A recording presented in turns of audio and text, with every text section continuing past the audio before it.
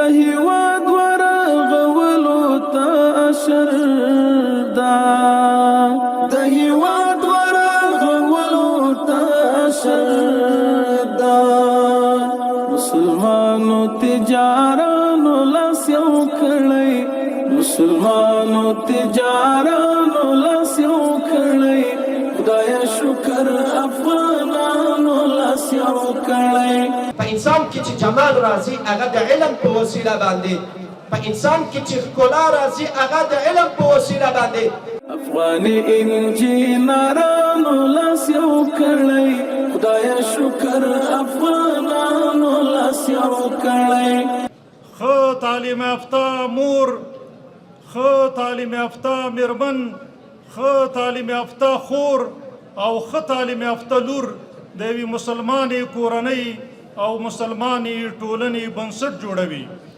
موږ د دې پیاوړي بنسټ جوړېدو هیله لرو. که پوهنتونونه دي که مدارس دا د انسان جوړونې مراکز دي. کله چې د انسان جوړونې په مرکز کې ته لویېږي نو کوشش دا وکړه چې تا نه انسانان خوشحاله واوسېږي. د هیواد ورغولو ته اشر دا د هیواد ورغولو ته اشر دا مسلمانو تجارانو لاس یو کړی مسلمانو تجارانو لاس یو کړی خدای شکر افغانانو لاس یو کړی. په 12مه تعلیمي حوزه کې موږ تقریبا 114 خصوصي مکاتب لرو چې په دې کې د 40 مکاتبو نه زیات شاګردان فارغان درلوده او د دې د جملې نه چې اول کال زمونږ چې خپل ګلالي زده کوونکي وهڅوو چې دا 12 کلن مزل یې ووهو او د دې وطن لپاره به انشاءالله په راتلونکي کې په واقعي معنا خدمتګاران جوړیږي. نو زمونږ سره په دې غونډه کې 14 خصوصی مکاتب اشتراک کړو. خواهش ما از کشور خود و از امارات اسلامی است از بزرگای ما که دست کمک و همکاری و حمایت بده برای مکاتب خصوصی، چرا که اینا در سکتورهای دیگر در تجارت‌های دیگر میتونستن سرمایه گذاری بکنن ولی خوشبختانه اینا کوشش میکنن شبانه روزی زحمت میکشن که به اولاد وطن و نسل آینده وطن کمک همکاری بکنن و در بخش تعلیم و تربیت کمک بکنن کار بکنن. بنابراین اینا در بخشایی که فشارهای اضافه وارد میشه به این مکاتب خصوصی جلوگیری بکنن از مالیات گوناگون، چیزی را که نظام اسلامی چیزی را که شریعت ما میگه ما به دو شمور قبول داریم اونو مالیات به سر ما وضع بکنن به دو دیگه ان شاء الله ما در خدمتشون هستیم.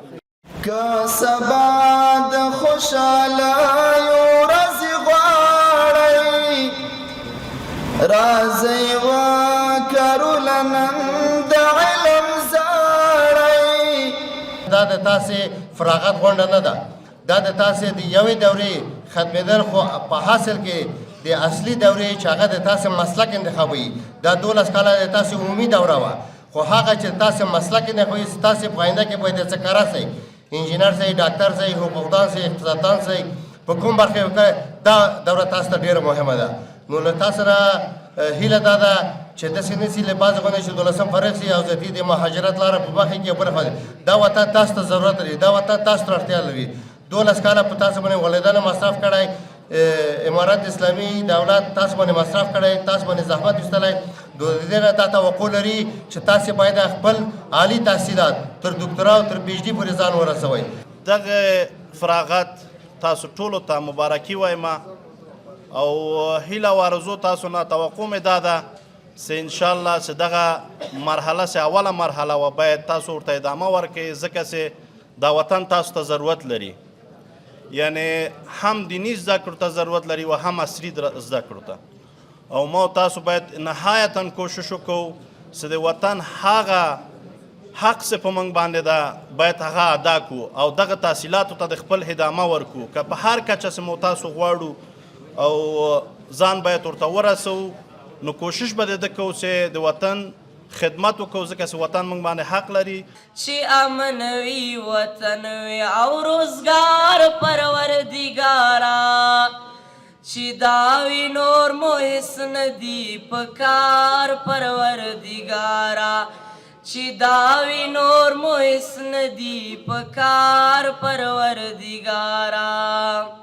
موږ د یوې داسې تحصیلي ټولنې غوښتونکي یو چې د دین په اصولو ولاړه خو د معاصرې نړۍ له مهارتونو او پوهې څخه هم برخمنه وي. درنو چارواکو او علماء کرامو، افغانستان د ټولو افغانانو کور دی.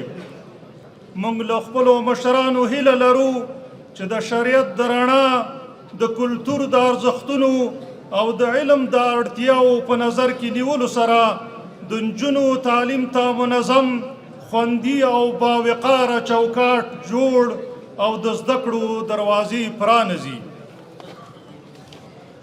ښه تعلیم یافته مور، ښه تعلیم یافته میرمن، ښه تعلیم یافته خور او ښه تعلیم یافته لور د یوې مسلمانې کورنۍ او مسلمانې ټولنې بنسټ جوړوي. موږ د دې پیاوړي بنسټ جوړېدو هیله لرو. قرآن پوهی ته امت دی هڅولی، قرآن پوهی ته بللی هر وګړی. په انسان کې چې جمال راځي هغه د علم په وسیله باندې، په انسان کې چې ښکلا راځي هغه د علم په وسیله باندې. والدینو مننه درڅخه کوم، تاسو څخه تشکري کوم چې اولادونه مو علم ته وقف کړي ول، خو یوازې په دغه 12 باندې اکتفا مه کوئ. دا 12 ستاسو د اولادونو درد دوا کولی نشي.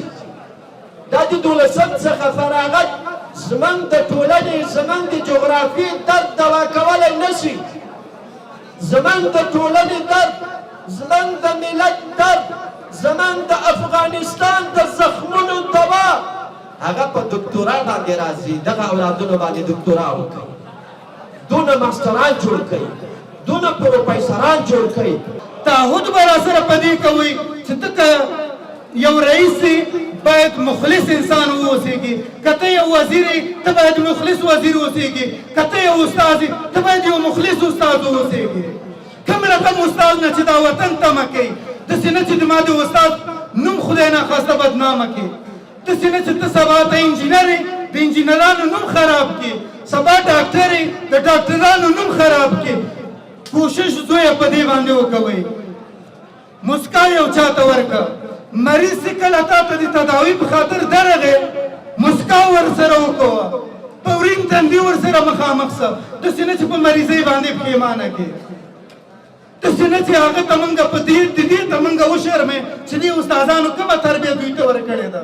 تربیت دې تاسو د انسان جوړونې مرکز موږ چې وایي چې خصوصي مکاتب که دولتي که پوهنتونونه دي که مدارس، دا د انسان جوړونې مراکز دي. کله چې د انسان جوړونې په مرکز کې ته لویېږي نو کوشش دا وکړه چې تا نه انسانان خوشحاله واوسېږي. قرآن پوهی ته امت دی هڅولی، قرآن